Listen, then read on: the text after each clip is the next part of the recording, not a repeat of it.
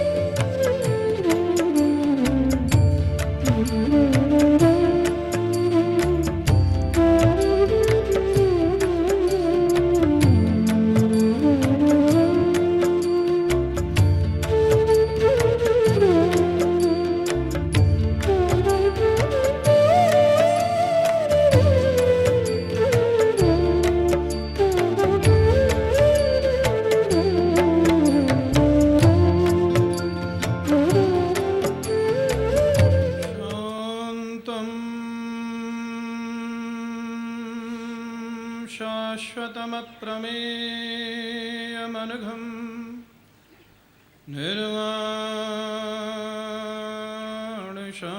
निर्वाणशान्तिप्रदं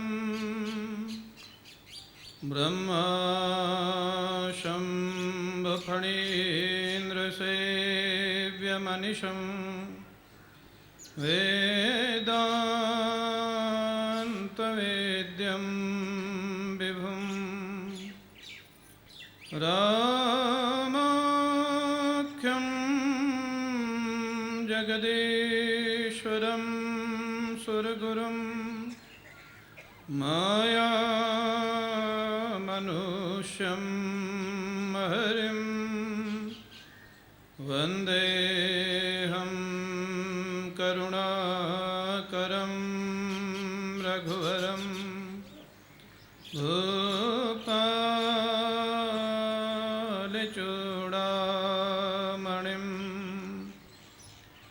वरहापीडं नटवरवपुः कर्णयोः कर्णिकारं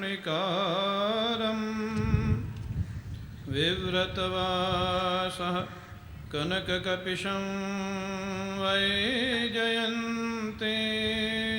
च मालां रन्ध्रान् वेणोरधरसुधया पूरयन् गोपवृन्दैः वृन्दारण्यं स्वपदरमणं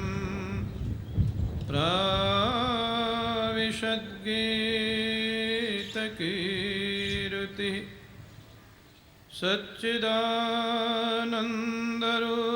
सच्चिदानन्दरूपाय विश्वोत्पत्त्यादिहेतवे तापत्रयविनाशाय श्रीकृष्णाय वयं नुमः।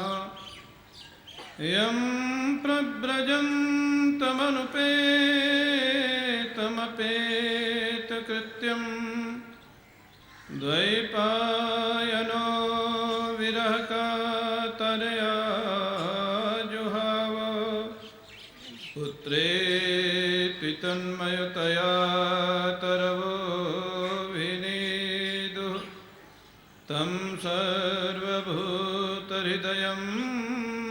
मुनिमानतोऽस्मि।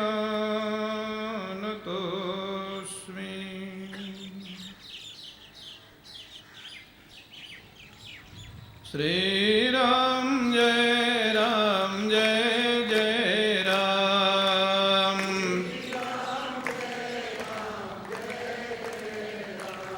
ओम श्री राम जय जय राम।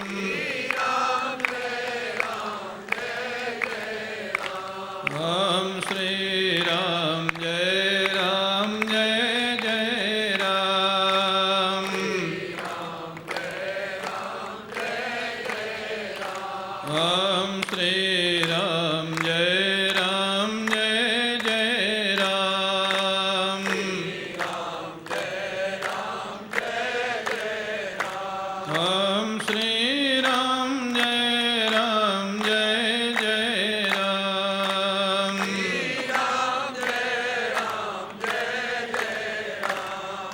श्री राम जय जय राम। ओम श्री राम जय जय राम। ओम श्री राम जय जय राम।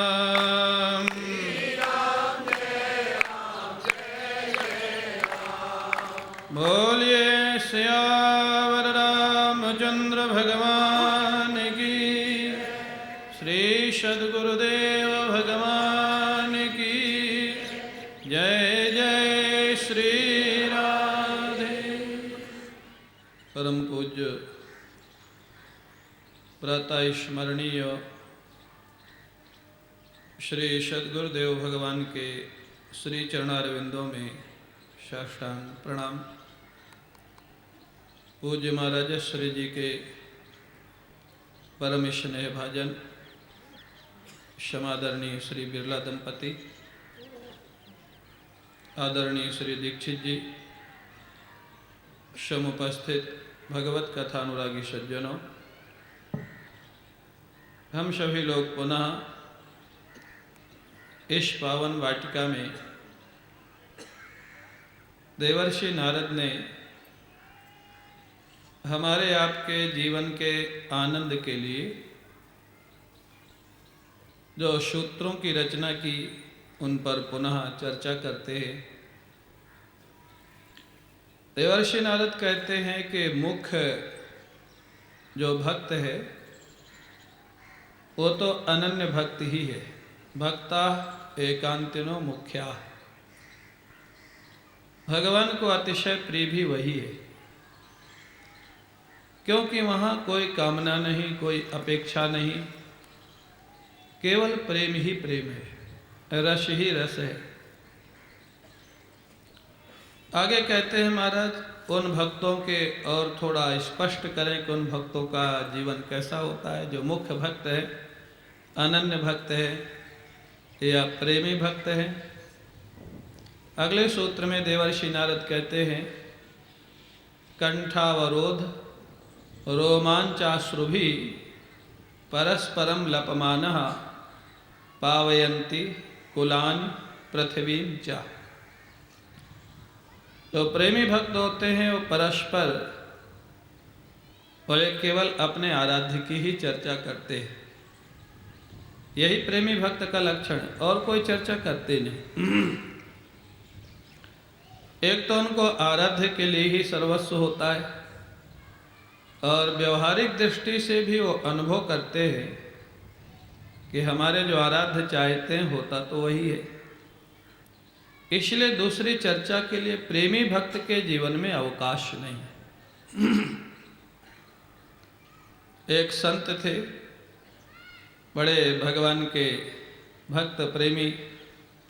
वो कहते थे, I am so busy doing nothing. अब इसका भाव वही समझ सकता है जो प्रेम की पराकाष्ठा में पहुंचा होगा। बोले मैं व्यस्त बहुत हूँ लेकिन करता कुछ नहीं। अब दोनों वैसे देखा जाए तो विरोधी बात, व्यस्त भी हैं और करते कुछ नहीं है। मतलब बाह्य दृष्टि से वो कुछ नहीं कर रहे, लेकिन वो निरंतर अपने ठाकुर के साथ व्यस्त है। वो निरंतर अपने ठाकुर जी के साथ उनका चिंतन, उनका मनन, उनका महाराज स्मरण, उनकी लीलाओं का दर्शन। वो बाहर से लगता है कि खाली बैठे, वो खाली कभी होते ही नहीं। तो उनका जीवन वही होता है। हाँ, परस्परम। हाँ, अगर कोई सज्जन आ गया, भक्त आ गया, जैसे मैंने आपको शायद सुनाया होगा, पहले मैं गीता वाटिका गया था पूज्य राधा बाबा जी का दर्शन करने।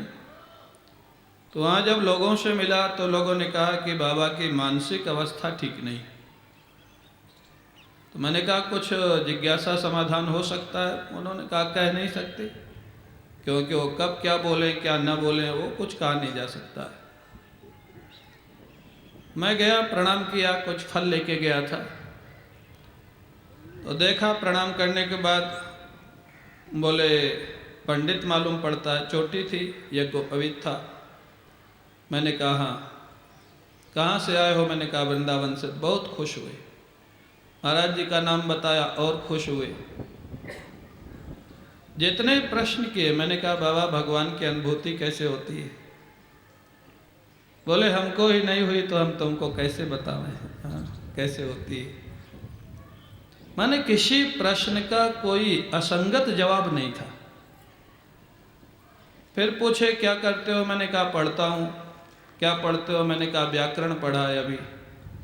अरे बोले व्याकरण तो हमारे जैसे गधे भी पढ़ लेते। व्याकरण मतलब ग्रामर, संस्कृत व्याकरण। फिर मैंने कहा भागवत पढ़ना प्रारंभ किया। बोले ये काम अच्छा किया है, हाँ। भजन के बिना सारा व्याकरण व्यर्थ है, अगर भगवान का रस नहीं आया। अब इस चर्चा में कहीं कोई असंगति नहीं थी, लेकिन जब उनके साथ कोई व्यवहारिक चर्चा करता था तो असंगति हो जाती थी। यहाँ तक कि वो भोजन भी नहीं करते थे, कभी कभी डांट देते थे। और मैं वहाँ 2 दिन था, मैंने देखा उनको भोजन भी जब कराना होता था तो लोग समझ गए थे उनकी अवस्था, तो भगवान की कथा सुनाना प्रारंभ करते थे। वो कथा में कभी उनको अश्रुपात होता था, कभी रोमांच होता था, और उसी समय वो भोजन कराते जाते थे, जिससे वो बिल्कुल मना नहीं करते। कथा में इतने डूबे रहते थे। बाकी समय वो भोजन कराओ तो कभी करें कभी नहीं करें, कभी डांट दें कभी मार दें। तो लोग कहते थे मानसिक अवस्था ठीक नहीं। तो मानसिक अवस्था ठीक नहीं व्यवहारिक दृष्टि से, लेकिन जब कोई ठाकुर की चर्चा चले, हाँ महाराज, तो कहते हैं जो वास्तव में प्रेमी भक्त हैं, जैसे गोपियाँ जिनका आधार स्वयं देवर्षि नारद ने लिया है। गोपियों को भगवान कृष्ण ने वेणुगीत के पहले जब वेणुवादन किया तो वहाँ पर वर्णन मिलता है कि एक भी गोपी घर परिवार छोड़ के गई नहीं, जबकि वो वेणुवादन दिन के समय हुआ था। जो लोग कहते हैं ना मर्यादा नहीं थी गोपियों में, गोपियों की जितनी मर्यादा शायद आज किसी धर्मनिष्ठ में भी नहीं होगी, हाँ, जितनी मर्यादा थी। महाराष्ट्र के समय वेणुवादन हुआ वो रात्रि के समय हुआ, और वेणुगीत में जो वेणुवादन हुआ वो दिन के समय हुआ। अगर गोपियों को घर परिवार छोड़ के जाना ही था तो वेणुगीत के समय ही चली जाती, जो दिन के समय भगवान ने बांसुरी बजाई थी। लेकिन नहीं, भगवान से मिलने की तीव्र उत्कंठा हुई, तीव्र लालसा जगी, लेकिन मर्यादा नहीं थी, इसलिए गई नहीं। क्या करने लग गई? आपस में कृष्ण कथा करने लग गई, हाँ, गोपियाँ आपस में कृष्ण कथा करने लग गई। एक गोपी सुना रही है, बाकी गोपियाँ सुन रही हैं, लेकिन वो कथा ज़्यादा देर चल नहीं पाई। वो कथा हमारे आपके जैसे नहीं थी, हाँ। हम लोगों का तो समय फिक्स है, दिन फिक्स है, तारीख फिक्स है। उन लोगों का ऐसा कुछ था नहीं। और कृष्ण शब्द जब निकलता था उनके सामने श्री कृष्ण दर्शन देने लग जाते थे, हाँ। तो वहाँ पर वर्णन है कि महाराज कथा प्रारंभ हुई, थोड़ी देर में जो कथा कह रहे थे गोपी को रोमांच हुआ, अश्रुपात हुआ। जो श्रवण करता गोपियाँ थी उनकी भी वही दशा हुई, और कंठ अवरुद्ध हो गया, कथा बंद हो गई। कथा बंद हो गई। कथा बंद हो गई तो अब सुखदेव जी क्या सुनावे, क्योंकि जो सुना रहे थे जिस वक्ता की कथा वो वक्ता मौन है। गोपी जो सुना रही थी वो चुप है, बाकी गोपियाँ भी डूबी हुई हैं भगवान कृष्ण के ध्यान में। तो सुखदेव जी ने देखा कि कथा बंद हो गई तो हो क्या रहा है। सुखदेव जी ने गोपी के हृदय में प्रवेश किया, सिद्ध महापुरुष थे, हृदय में क्या हुआ, इसके मन में क्या हुआ। देखा जिन ठाकुर की कथा वो सुना रही थी वो ठाकुर इसके हृदय में प्रकट हो गए हैं, तो अब कथा कहाँ से करे, हाँ, उसका दर्शन में डूबी हुई, हाँ। आँखों से झरझर अश्रुपात हो रहा है, शरीर रोमांचित है, हाँ। वक्ता जो थी गोपी उसकी भी वही दशा है, और जो श्रोता गोपियाँ थी उनकी भी वही दशा है। इसका नाम होता है कथा, हाँ, ये कथा है। कहते परस्परम लपमाना, यही कहते कंठावरोध रोमांच अश्रु भी, कभी कंठ गदगद हो जाता है, कभी शरीर रोमांचित हो जाता है, और कभी कथा रुक भी जाती है, हाँ। सुखदेव जी जैसे ब्रह्मनिष्ठ महापुरुष के बारे में भी भागवत में 2-3 स्थान पर आया है, भगवान कृष्ण की कथा कहते कहते वो समाधि में चले जाते थे, हाँ, डूब जाते थे। शंख बजाना पड़ता था, घंटा बजाना पड़ता था, संकीर्तन करना पड़ता था, तब सुखदेव जी समाधि से बाहर आते थे। ये प्रेमी का जीवन होता है। महाराज, बाहर बाह्य अवस्था रहेगी तो कृष्ण के लिए, और अंतर अवस्था रहेगी तो कृष्ण के लिए। बोले ऐसे महापुरुष के जीवन से क्या होता है? बोले पावयंती कुलानी पृथ्वीम चा। ऐसे जो महापुरुष हैं, ऐसे जो संत है, ऐसे जो प्रेमी है, वो केवल अपना कल्याण करते ऐसा नहीं, जिनके हृदय में ठाकुर आ गए उनका कल्याण होना बाकी नहीं है। उनका कल्याण कैसे रह सकता है? महाराज, अघासुर के उद्धार की लीला है भागवत में, वहाँ पर सुखदेव जी ने बड़ी अच्छी टिप्पणी की। किसी ने कहा अघासुर तो सारे ग्वाल बाल बछड़ों को मारना चाहता था और उसको भगवान का धाम कैसे मिल गया? सुखदेव जी बड़ी अच्छी बात कहते, बोले राजन, जिस भक्त के हृदय में भावना पूर्वक भगवान कृष्ण आ जाते हैं, भाव में, ध्यान में, उस भक्त को भगवान का धाम मिल जाता है। लेकिन अघासुर के अंदर तो साक्षात भगवान कृष्ण प्रवेश कर गए थे, फिर उसकी मुक्ति में संदेह कैसे रह जाएगा? वो किसी भाव से प्रवेश की, लेकिन अंदर तो चले गए थे ना अघासुर के मुख में ग्वाल वालों को बचाने के लिए, तो वहाँ मुक्ति में संदेह कैसे हो सकता है? तो महाराज कहते पावयंती, उनका जीवन तो धन्य हो ही जाता है। जिनके हृदय में ठाकुर प्रकट हो जाएं, जीवन में आ जाएं, उनकी पवित्रता में तो कोई क्वेश्चन मार्क है ही नहीं। लेकिन बोले उनका परिवार भी पवित्र हो जाता है, भगवान को प्राप्त हो जाता है। पावयंती कुलानी, अब यहाँ पर कुलम नहीं लिखा, हाँ, कुलम पावयंती ऐसा नहीं लिखा, अपने कुल को पवित्र करते ऐसा नहीं, कुलानी, अनेक पीढ़ियों को पवित्र कर देते। यही बात भागवत में नृसिंह भगवान ने प्रहलाद जी से कही। जब प्रहलाद जी ने प्रार्थना की नृसिंह भगवान से कि प्रभु, ये मेरा पिता हिरण्यकशिपु आपसे विरोध करता तो आपका तो नियम है, आपसे कोई प्रेम करे तो भी पार करते, दुश्मनी करे तो भी पार करते, तो आप पार कर देते। लेकिन इसने आपके साथ साथ मेरे से विरोध किया, और मैंने सुना है आप अपना अपराध माफ कर देते हैं, लेकिन भक्त का अपराध माफ नहीं करते हैं। तो मेरे को संदेह है कि मेरे पिता की कहीं दुर्गति न हो जाए, इसलिए वरदान दे दीजिए कि मेरे पिता की सदगति हुए। प्रहलाद जी ने वरदान मांगा। नृसिंह भगवान मुस्कुराते हैं और प्रेम के आंसू बहते, धन्य हो प्रहलाद, तुम्हारे जैसे भक्त का हृदय ऐसा ही होता है। जिसने इतना कष्ट दिया जीवन में, उसके लिए तुम वरदान मांग रहे हो कि उसका उद्धार हो जाए, सदगति हो जाए। लेकिन वहाँ पर नृसिंह भगवान ने उस रहस्य को खोला, प्रहलाद, तुम्हारे जैसा प्रेमी जिस परिवार में जन्म ले लेता है, उसके पिता की तो बात ही छोड़ो, 10 पीढ़ी पहले की और 10 पीढ़ी आगे आने वाली, जो अभी जन्म नहीं लिया जिन्होंने, उस परिवार में 10 पीढ़ी तक आगे जो भी जन्म लेंगे, सबको बिना शर्त वैकुंठ देने की प्रतिज्ञा मैं हमेशा से किए हुए हूँ, बिना शर्त, बिना भजन के। तो पिता को तो कहना ही क्या, 21 पीढ़ी, हाँ, 10 पहले की, 10 पीछे की, और एक वो जिसमें भक्त विद्यमान है।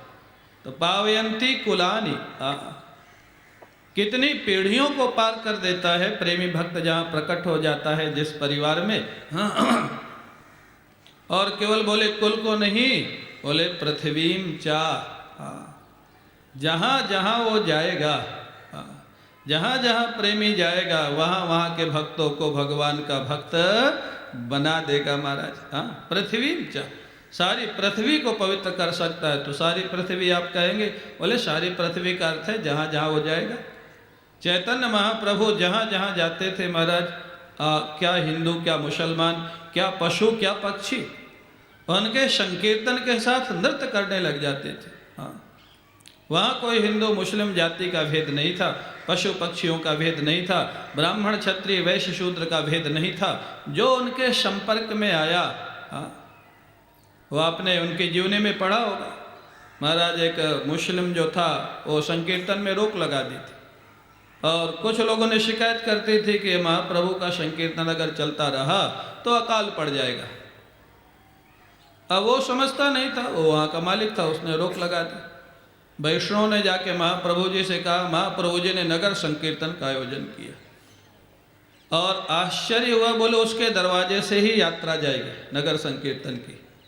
अब महाराज ओ संकीर्तन, हरे कृष्ण कृष्ण कृष्ण हरे हरे, हरे राम राम राम हरे हरे।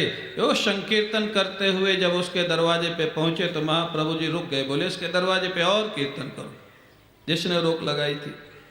अब महाराज वो तो घबराया हुआ था, निकला ही नहीं। फिर महाप्रभु जी ने बुलवाया, बोले भाई तुमने तो रोक लगाती थी, उनके महाराज मृदंग तोड़ दिए थे, करताल तोड़ दिए थे, आज क्यों नहीं विरोध कर रहे हो? बोले रात्रि में स्वप्न में एक सिंह मेरे को दिखाई दिया और बोला अगर कल से तुमने किसी वैष्णव के मृदंग फाड़ा तोड़ा तो तुम्हारा पेट फाड़ दूंगा मैं। बोले मैं तो घबरा गया। तो बोले फिर क्यों रोक लगाई थी? बोले आपके धर्म के ही लोग जो आपसे कुछ ईर्ष्या करते थे उन्होंने मेरे से शिकायत की थी। आपके धर्म के माने हिंदू लोग ही, उन्होंने ही शिकायत की थी, तो मैं तो जानता नहीं था, अकाल न पड़ जाए इसलिए मैंने रोक लगा दी। चैतन्य महाप्रभु जी के चरणों का जैसे स्पर्श किया, उसके जीवन के महाराज जो कलमश से समाप्त हो गए और वो संकीर्तन में शामिल हो गया, भक्त बन गया। तो ये पावयंती कुलानी पृथ्वी में चाह, ऐसा भक्त हमने देखा महाराज। हमारे महाराज श्री जी पूज्य गुरुदेव जहाँ जाते थे महाराज, इतना आनंद इतना रस, जहाँ जाए 150 लोग उनके पीछे ऐसे चलते रहते थे जैसे मधुमक्खी का छत्ता और मधुमक्खी पीछे चल रही। वो मिठास थी उनके दर्शन में, उनकी वाणी में। कैसे भी रोता चिल्लाता व्यक्ति पहुँचे, कैसे भी प्रश्न कर दे, लेकिन ऐसे मधुर जवाब होते थे उनके, महाराज आनंद आ जाता था। एक बार जज स्वामी जी ने पूछा, महाराज क्या कोई ऐसा भी प्रश्न है जिसका जवाब आपको नहीं आता है? प्रश्नोत्तर हो रहे थे। अब देखो, ऐसा कोई प्रश्न है क्या जिसका उत्तर आपको ना आता हो? गुरु जी बोले यही एक ऐसा प्रश्न है जिसका उत्तर मैं नहीं दे सकता। अरे क्या कला थी और क्या विद्वत्ता थी। अब अगर ये कहें कि सभी प्रश्नों का जवाब दे सकता हूँ तो थोड़ा महाराज स्वाभिमान झलकेगा, और ये नहीं कह सकते कि नहीं दे सकता हूँ क्योंकि वो सच्चाई नहीं। क्या कला से जवाब दिया? बोले यही एक प्रश्न ऐसा है जिसका जवाब मैं नहीं दे सकता हूँ। एक बार गुरु पूर्णिमा के समय वृंदावन में महाराज सभा लगी हुई थी और ऐसे प्रवचन के बीच में एक व्यक्ति खड़ा हो गया और प्रश्न भी अजीब सा किया। कहते हैं महाराज गुरु घंटाल किसको बोलते हैं? आप कल्पना करो, गुरु पूर्णिमा का पर्व है, प्रवचन हो रहा है, वो भी प्रवचन के बीच में खड़ा हो गया और पूछता है गुरु घंटाल किसको कहते? महाराज जी ने प्रवचन रोका, उसको देख के मुस्कराए। आत्म भाव जहाँ हो जाता है, भगवत भाव जहाँ हो जाता है, निज प्रभु मैं देखहि जगत तो कहीं सन करहि विरोध। महाराज जी ने मुस्करा के कहा बैठ जाओ, गुरु घंटाल तुम्हारे जैसे ही होते, बैठ जाओ। माने सब लोग हंस दिए, कोई प्रवचन में व्यवधान नहीं, कुछ नहीं। और बात सही है, वो उसका थोड़ा दिमाग ठीक नहीं था और उसकी गलती नहीं थी, बेचारा क्या करे, उसकी बुद्धि वैसी थी। लेकिन हर व्यक्ति विद्वान से विद्वान और महाराज ना समझ से ना समझ कोई भी प्रश्न करे उसके उसके स्तर पे जवाब देते थे। एक बार पूज्य स्वामी गणेशानंद जी महाराज जो कनखल के महामंडलेश्वर, उन्होंने पूछा स्वामी जी क्या हो रहा है? महाराज जी बोले स्वामी जी बिना हुए हुए ही प्रतीत हो रहा है। वो तो स्वाभाविक व्यवहारिक दृष्टि से पूछे कि क्या कर रहे हैं, क्या हो रहा है? महाराज जी ने कहा दृश्य प्रपंच बिना हुए हुए ही प्रतीत हो रहा है। ये तो वेदांत का अजातवाद है, भगवान शंकराचार्य जी का सिद्धांत। तो ऐसी बातों बातों में महाराज जी ऐसे जवाब देते थे। महाराज तो पावयंती कुलानी,